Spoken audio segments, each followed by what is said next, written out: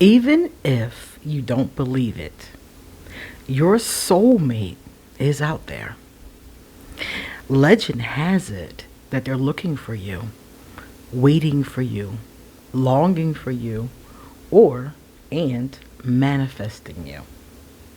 So today, I am going to give you guys some messages from your soulmate. A lot of people asked me to do this particular pick a card reading, and I thought it would be fun. So that's exactly what we're getting ready to do. My name is QueenAusetHeru, and thank you for joining me for another wonderful edition of Ask an Aquarius. If you haven't already, please hit the red subscribe button and smack the bell. Also, if you like this video, please give it a thumbs up and pass it to everybody you know. Drop us a positive comment in the comment section. Let us know which card, which pile, which pile was yours, and how you feel about your message from your soulmate. Look underneath this video for all of my Patreon information, my social media information. Likewise, if you would like to get a reading done, you can email me directly or send me a message on my personal social media, and I will drop you a message and get you right in. All right, so let's take a look at this for today. All right, so this is what we're going to do. I want you to focus, guys. Focus. And you're going to focus on this one right here is an amethyst aura quartz. Pretty, huh? This is number one. This is my favorite rose quartz palm. I have a lot of rose quartz, as you can see in the background, but this is my favorite palm. It's just the size that makes it a palm. Then we have over here pink amethyst, another favorite. You guys know I'm a pink young lady, and so that's three. So we have 1, 2, 3. Pick which one is for you, and I'm going to give you a special message from your soulmate. Now, some of you may already be with your soulmate, and some of you may not know who they are yet. It doesn't matter. It doesn't matter, because according to what the angels tell me, we have more than one soulmate. There's more than one person. A soulmate is a person that you've had a lifetime with. I believe in reincarnation. So the belief is that many of us have had different numbers of lifetimes. So your soulmate is somebody who probably was with you on one of these previous lifetimes. So according to that theory, if you believe that theory, some people don't, but that's my theory that I go with. According to that theory, there are multiple people on the planet at any given time who could be a soulmate. So today, for number one, we're going to get your message, okay? So I'm going to be quiet for 1 second. You pick your stack, and then I'm going in, all right? All right, that second is up. Number one, this is your stack. I'm going to move the crystal out the way and tell you one card at a time what your soulmate said. Number one, your soulmate is sad. You can check it out by this picture. This is your soulmate right there. Your soulmate is sad, and the reason why, let me scooch it over. The reason why your soulmate is sad is because the two of you don't have the type of relationship that your soulmate wants to have. Either it's not going in the direction such as commitment, or you haven't met each other yet. So either way, your soulmate is sad. Your soulmate wants this level of relationship, this level of, commitment. They're ready for it. They're really ready for it, and it just doesn't seem to be happening. And it depends on who you are, why that reason is, okay? So your soulmate is sad about that, and they really do want to have this strong relationship with you. Your soulmate wants to share their dreams with you. So this is somebody who wants to build with you. They want to share their dreams. They want to do things with you. They want to have, maybe some businesses together, get financial freedom. They want to have, the neighbors over for a Sunday brunch. This person wants a very traditional relationship, by the way.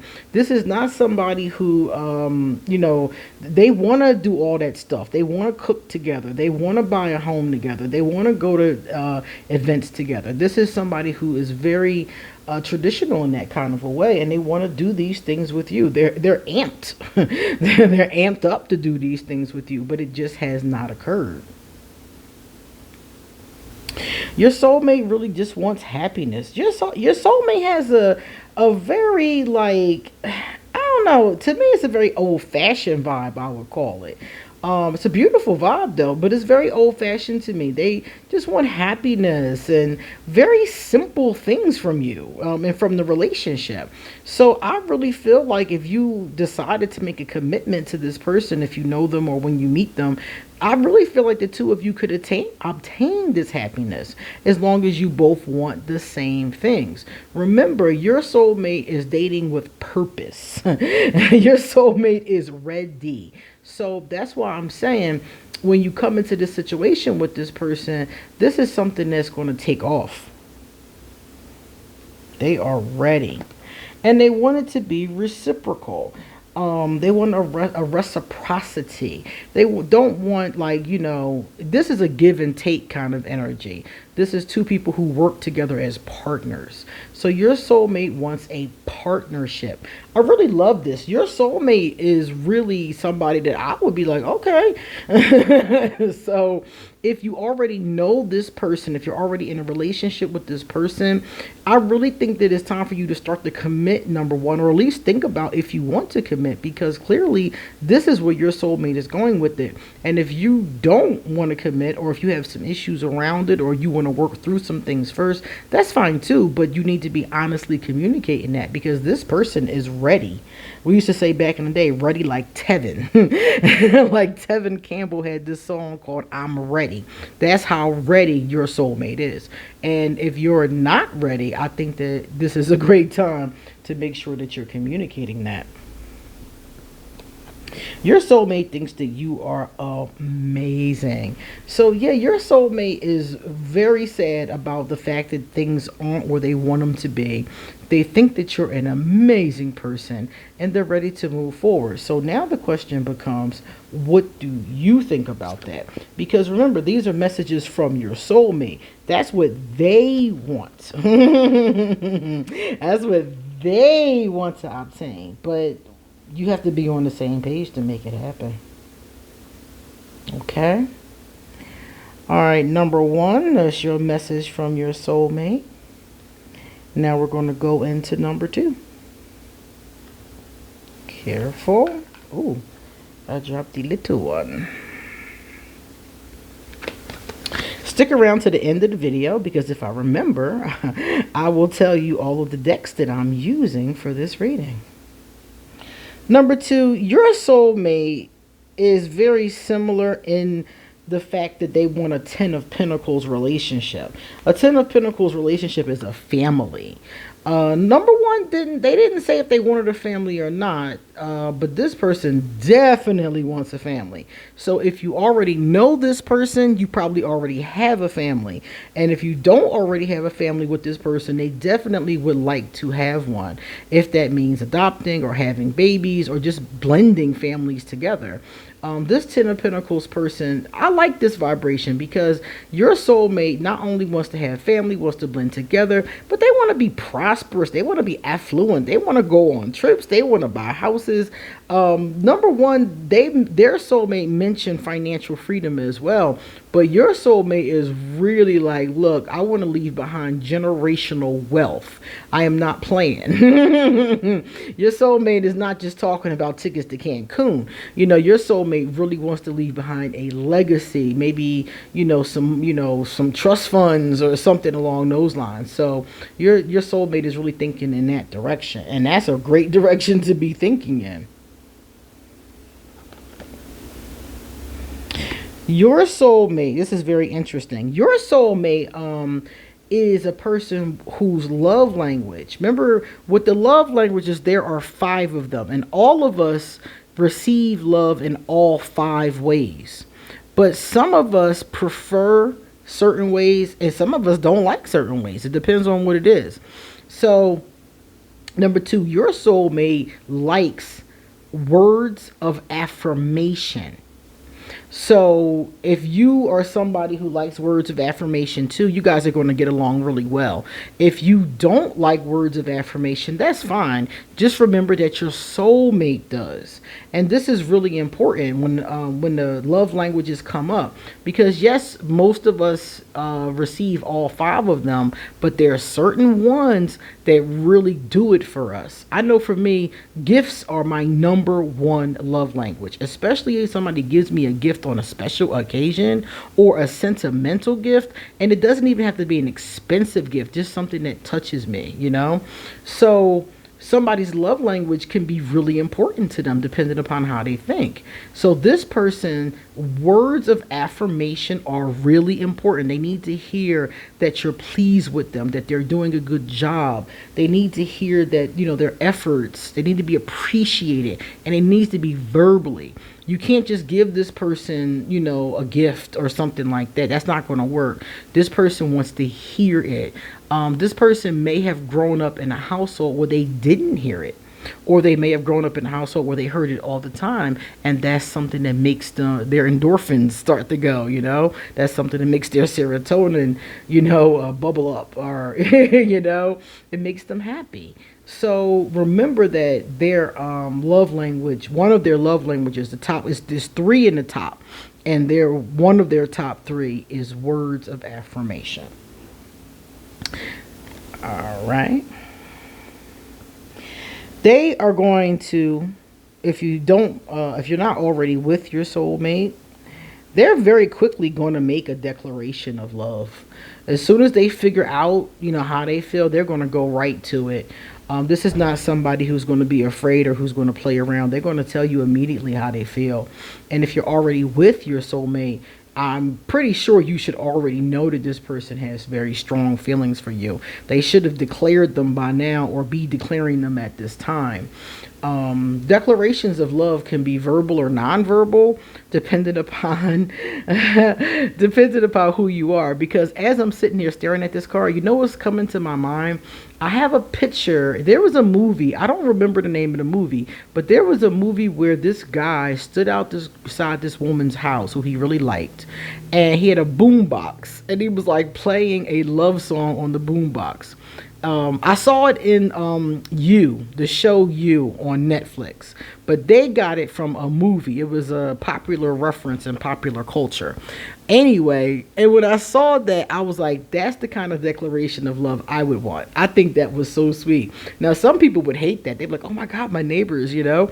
But I would think that was so sweet if I came to my balcony and somebody was playing my favorite song, you know, in a boombox. I mean, I would just be... To me, effort is sexy, and that's a lot of, you know, that's sexy. That's a lot of sexy effort, you know. So for me, that would be like, oh my God, I'd probably be enamored by that. Other people would be mortified. So anyway, this person has or will make a declaration of love pretty quickly and pretty sincerely. Now, remember I said that words of affirmation was just one of their love languages that came up. This one came up too. Interesting. This person must be really into their love languages, because out of the three stacks, this person was the only one that got so many of them. So this is really important to this person. This person, their other love language is touch. Okay, now this is cool. I love this. This person is seductive. You know, this person either wants to be seduced, or they want to do seducing, or a combination of both. This person will like to maybe dance, maybe has a pole in their bedroom, or they might have some toys or some lingerie, or they may really enjoy doing, you know, different carnal delights, we'll call them, different positions and bondages and creams and you know, kind of things like that. So this person is really into that kind of stuff, and hopefully you are too, because that's, like I said, touch is one of their love languages. And touch isn't just sex. Touch is holding hands. So more than likely they will like to hold hands. They might even like, some of them will like public displays of affection. If that makes you uncomfortable, that's something that needs to be discussed. Some of them may like to lay on you on a couch. This is the kind of person who enjoys touch, whether it be sexual or not. So If that's just not your thing, that's something that you may really want to consider. I'm somebody who loves touch. It's not one of my top three, but it's not a problem for me at all. I love it, but it's not necessary. This person, it is necessary. They need to have their back rubbed. They need to have, their face stroked. They need that. They need this from you. So because it's coming up, it's really important to this person. And take a look at this one too. Okay, so we're dealing again with touch, right? So I'm thinking that touch is probably their number one, and maybe words of affirmation is number two, because the last card is I am very attracted to you. So they have a strong attraction, and this attraction is this lust. It's definitely lust, but there's other things to it too. Their attraction, they're probably enamored with you, maybe your beauty or your intelligence too. Other things can come into it as well. But whatever it is, it does it for this person. This person is hot for you. Okay, they got two cards about their attraction. So it's a very serious thing, like I said, as far as the love language is concerned. I like that though, because I'm gonna tell you, all of the couples that I talk to, and I talk to a lot of different couples over the years, the couples who have the I don't know if this is gonna sit up, but I'm gonna give it my all. Okay. The couples who have the most intense, passionate, fun love lives are the ones who have the best relationships, and they last the longest. And that's not to say that every couple is, touching, because they're not. They're not at all. I have lots of couples that don't. But the ones that are, like I said, are the ones who really had the most intimacy, and they had the most closeness and the most longevity. So when I see intimacy, I think it's a really good thing. Number three. All right, number three. Let's see what you got. Well, number three, you got an awesome card from your soulmate. Your soulmate gave you the Wheel of Fortune. And let me show you. Yeah, Wheel of Fortune. So when you get the Wheel of Fortune for a love reading, this is really awesome. It's actually the Wheel of Fortune is all about success and going in a good direction. And for a love reading, it's a really positive omen. So it's telling us that this relationship more than likely will be extremely successful. So if you're with this person or not, this relationship, I'm expecting good things from. The Wheel of Fortune also indicates karmic relationships. So this relationship could be karmic. We talked about it being a soulmate, so definitely soulmate energy for all three of them. But also, there could be some unfinished business with this one. Sometimes when you get the Wheel of Fortune for a couple, they definitely were soulmates. They definitely knew each other before, but there's unfinished business sometimes. So it might be some kind of karmic lesson is what I'm saying, that the couple has to learn together. It doesn't look negative though, because the Wheel of Fortune is in the upright. So this is a very positive situation. It's one of the most major cards in the entire deck. Lady Fortune comes up with this card. So all positive and good vibrations come up. Learning lessons isn't always easy. We all know that.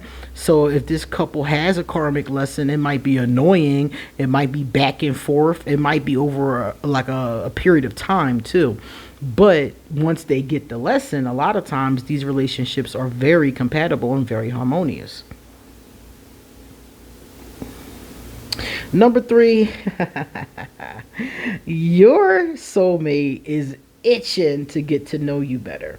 So if you're already in a relationship, let me pull this over some. If you're already in a relationship with your soulmate, they want you to open up. They want to know more about you. They want to get closer to you, and probably vice versa. They want to bond with you.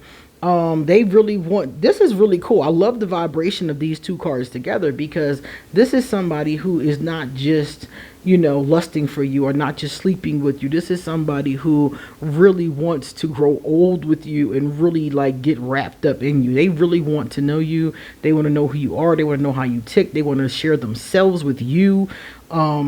This is a real bonding type card. And the reason why they want to do this is because this person has had hollow relationships, they say. Let me push this over. Yeah, this person has had some hollow relationships. It's fighting me, y'all. They don't want me to tell you about these hollow relationships. Let me show it to you like this. Yeah, they've had hollow relationships. And what I mean by hollow is empty. Hollow relationships are relationships that basically are just sex in some cases. In other cases, they aren't just sex. They are, they could even be not sex. But basically the bottom line is that there's no passion, there's no emotion to this relationship. So this person has suffered through some really hollow relationships, and they don't want that with you, number three. Number three, they want a really, you know, close bond with you. That's why they gave you that bonded card. They don't want another hollow relationship with somebody that, you know, they just tolerate, or just they're just with, or, you know, somebody who you're with for a long time but they have no passion for you. They want a pure love. This is a person who probably has some old-fashioned ideas. I like the pure love card because this person doesn't have any ulterior motives. They're not trying to harm you. They're not trying to use you. None of those things. This person just wants a straight up love affair with you, and they don't want it to be fake. They don't want it to be hollow. They don't want it to be shallow. They don't want, you know, any kind of like secrets from each other in that kind of way. They just want a pure love. You know, they want to sit outside and under a tree and read books to each other. You know, your soulmate has a very sweet spirit. And your soulmate is going to tell you, I'm in love with you, in all caps. So if your soulmate and you know each other already, they may have already told you this.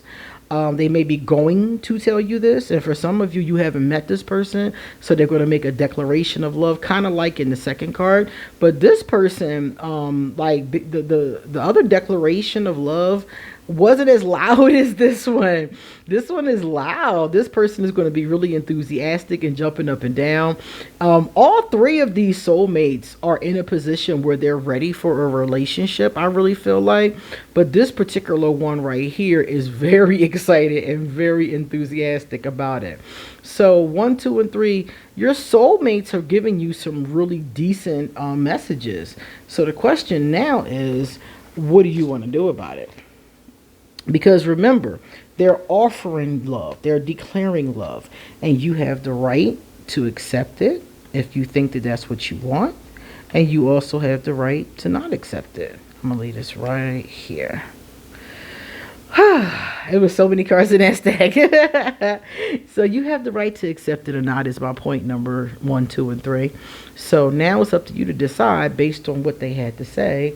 What do you think? Let me know in the comment section. See you later.